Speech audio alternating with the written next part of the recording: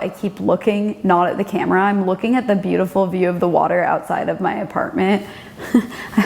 I'm sorry, I'm gonna look at the camera. I'm looking at you guys. Today I wanted to update you guys in my whole real estate journey now that it's been over a year. I got my license back in March of 2021 and now, you know, we're in May of 2022. Go follow me on Instagram at monicachurch. I asked you guys to ask me all the questions about all the tea of my first year of being an agent and what that's been like. And today I'm gonna express to you how I am feeling about it all. And if you're new here and you didn't know, my name's Monica. I live in Seattle, Washington, and I'm glad you're here. I hope you want to stay. Subscribe to my channel.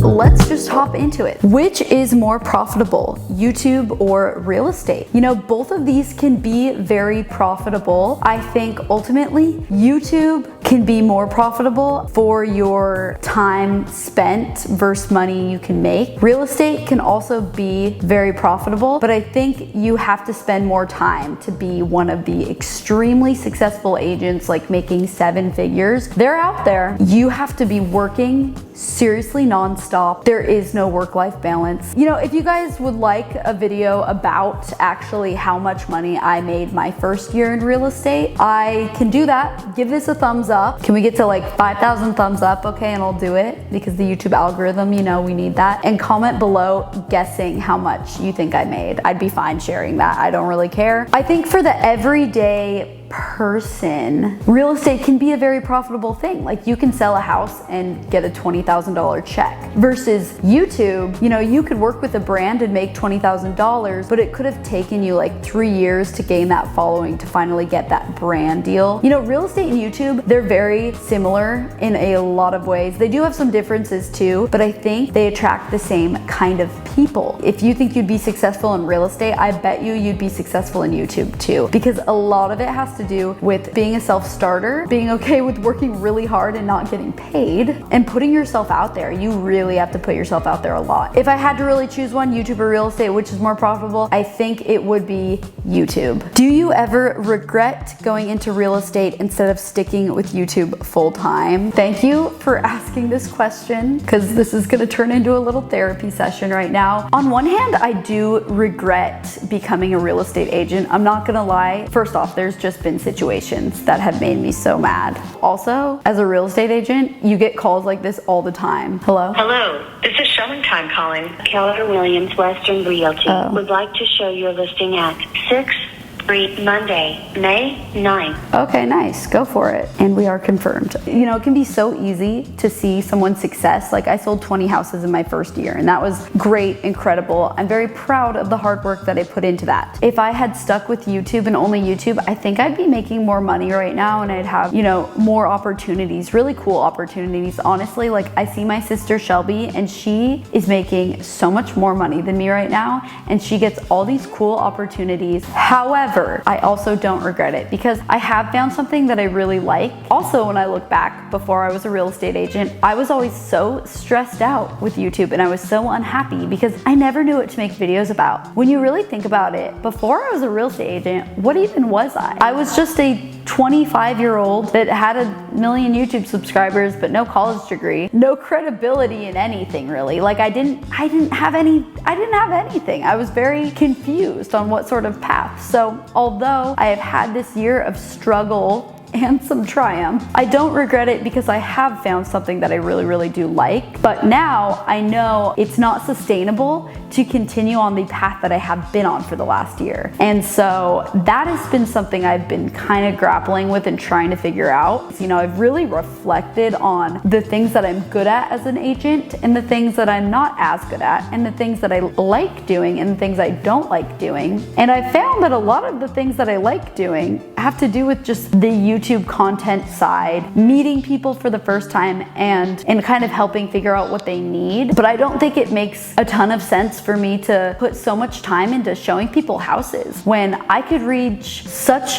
a larger audience and make a much bigger impact just making videos about houses. And I'm still trying to figure out what I'm gonna do with my life moving forward. I'm still gonna be a real estate agent. I think what I really should be doing is just helping people that reach out, helping connect them them with a really great agent. I think that's something that I would just love to do. I would find it very rewarding to really help people find really good agents that are gonna be a good fit for them. This is something I wanna expand throughout the country. If you're an agent or you're someone that knows you wanna buy soon, definitely shoot me an email because I'm already starting to vet people and I'm gonna be starting to travel soon. And I am really proud of the work that I did in my first year. And I'm really proud that when people reach out, if I don't feel I can take them on, I can refer them to a really, really great agent that's gonna do a great job. If you don't wanna work with me, but you don't know an agent to work with in Washington, I'm not offended. Seriously, I don't care, like that's fine. Email me though, I could help find you someone that could actually be a good fit. That's where I think I'm headed within the real estate industry,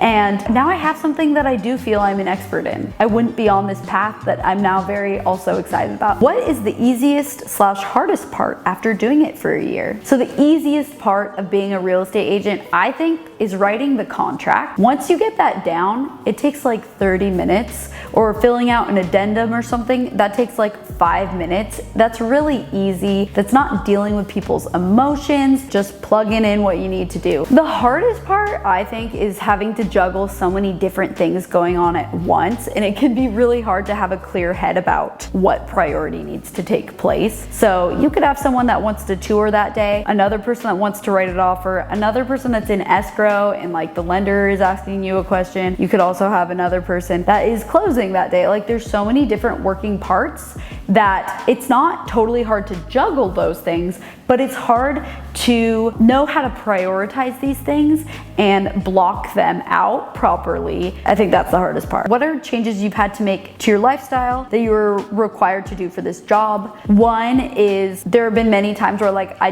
couldn't stay out late on weekends, and a lot of my friends would go out and go to bars and stuff, and I'd just say, no, I'm sorry, I can't, you guys, I can't do it. Like I have to go show houses in the morning. It's gonna be such a long day. Like I can't go out and party. And that's fine because I don't really care to do that stuff that much anyways. But there are some times where I do want to go out with friends, but I can't, or I have to go home early. Like I have to get my sleep. I have to be well rested. You cannot be hungover, okay? It's not like you never have your weekends, but yeah, you don't have a lot of your weekends. You don't. All right, so I just was looking back at my footage, and all of a sudden, out of nowhere, the audio got very weird.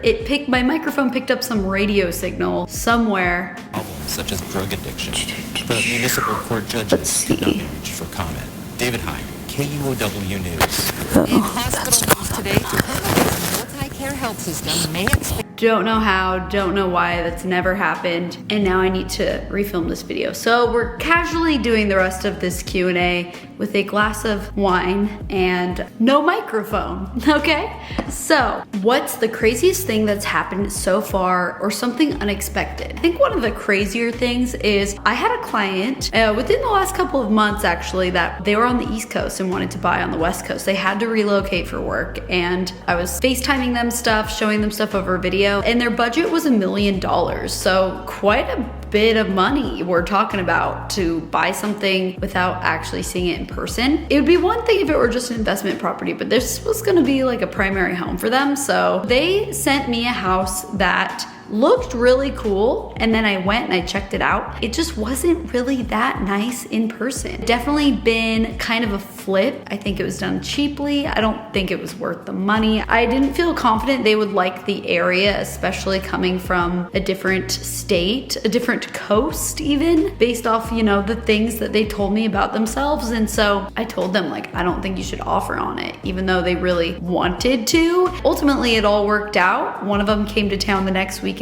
We went and toured and found something way better. It's one of my favorite houses I've ever sold. It's so beautiful, so amazing. It really all worked out perfectly, but I think that was definitely a crazy experience to have someone put that trust in me of, hey, we're not gonna see it, but we trust you to say that you approve of the house. Weirdest thing that's ever happened during a showing. Well, I picked up these clients this one morning, and the husband's kind of acting a little bit quiet, and we get to the house, we're looking around. He looks a little pale in the face, and then he threw up It wasn't inside the house, it was outside, kind of side yard area, but like the neighbors around that house were super nosy and they were outside and they saw the whole thing happen, and I'm like, oh my gosh, like, do I tell the listing agent? Like, I don't know. It was definitely still an owner occupied home. There was a hose, so he was able to just kind of wash it away. All ended up working out though, because they got the house. It's like he was marking his territory. What has your experience been like as a female in this field? This is an interesting question actually, because real estate is one of the only fields that's not childcare that is female dominated. It feels like a very fair playing field. I have no complaints to make. I've never been treated less than because I'm a woman. I've never been like disrespected by an agent or had them say anything mean. People have been really nice. I've had people be sketchy. I have had sketchy agents try and pull sketchy things, but I think that my experience as a woman has been totally normal. Do you wish you'd gotten your license sooner? I have thought about this before, and I don't wish that I got my license sooner. No part of me wishes that. I think it was really the perfect time for me. When I did jump into real estate, I had to feel very confident in order to do that. And I think to be a real estate agent, you have to feel very confident in a lot of the things that you're doing. Before that, I just wouldn't have been ready. I wouldn't have felt like the confident person I am today. I mean, I even see agents that are like 19 or 20 years old, kind of just getting into the industry. And I think about myself when I was 19. I'm pretty sure when I was 19, I was still kind of afraid to drive, and I was terrible at talking with people. Now at 27, I've had my own housing experiences. I've bought 2 houses myself, and I know what it feels like. Not that you have to have bought or sold to be an agent, you don't, but I think that having that experience myself has been invaluable to me in helping people. I think if I would have done it any earlier, I wouldn't have done as well and kind of maybe failed and maybe would have given up on it. So I think I was like at the right time of doing it. How long did it take for you to start making income from real estate? I actually shared this when I first got my license. So I didn't get my first house in contract until about 60 days in. It would close around like 90 days in. So I probably got paid around 3.5 months into being an agent. You're starting from zero. And I actually wasn't even starting from zero. I had already been talking about it on YouTube, and by the time I got my license, I had a couple buyers that were ready and willing to work with me. And so I had a little bit of a head start, but it still took 3 months before I saw even one paycheck from it. So it's very, very normal to just not see any sort of return on it, but be working really hard, grinding for like 4, 5, 6 months before, you know,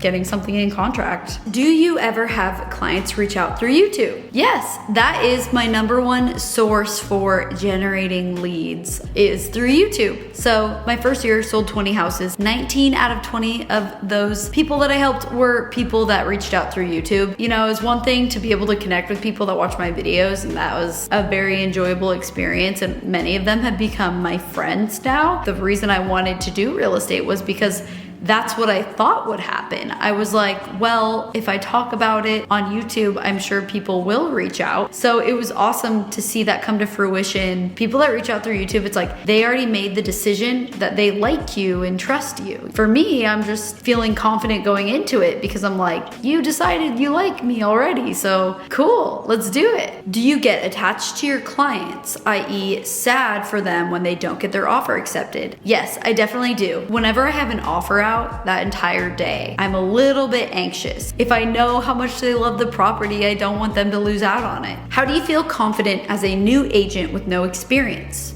Like day 1 agent. You could try faking it till you make it, all these things, sure, but ultimately, if you're not feeling confident, I think you just kind of have to own it. When I started, there were things that I did, and in the moment I knew I probably did look like a total newbie agent. I remember the very first tour that I ever did, they were condos. I put on like the notes app in my phone, I put all the info on each one as detailed as possible on like how to get into the building. I would like call the listing agents and make make sure, like it was so overkill. Whereas now I've learned the little tricks of the trade. If there's a condo building with a concierge and it doesn't say how to dial them, it's probably 001 or 0001. Just like things like that. Or, you know, when you're first ever calling a listing agent on behalf of your buyer, maybe you don't perfectly know all the right things to say and how to portray them and all of that, and you're not gonna know overnight, you're not gonna know on day one, and that's okay. I think more than anything, it's just getting through it. I actually did have one listing agent be like, are you new at this? Which probably sounds really bad. You know, even though the listing agent knew I was new at it, like I still won the deal and he picked my buyers to get the house, and it was fine. But I do remember that moment just being like, man, I can't wait till I feel like confident in this, because right now I don't feel fully confident. And I was kind of excited getting through all those awkward moments, because I just remember, okay, I got through that, so now the next time is bound to be better and like less awkward. And I would say about 3 months in, I started to catch myself like talking on the phone to an agent and then, you know, hanging up and being like, whoa, I am like seriously a real estate agent now. If anything, I would just kind of own it and just power through those moments. Like it's gonna get easier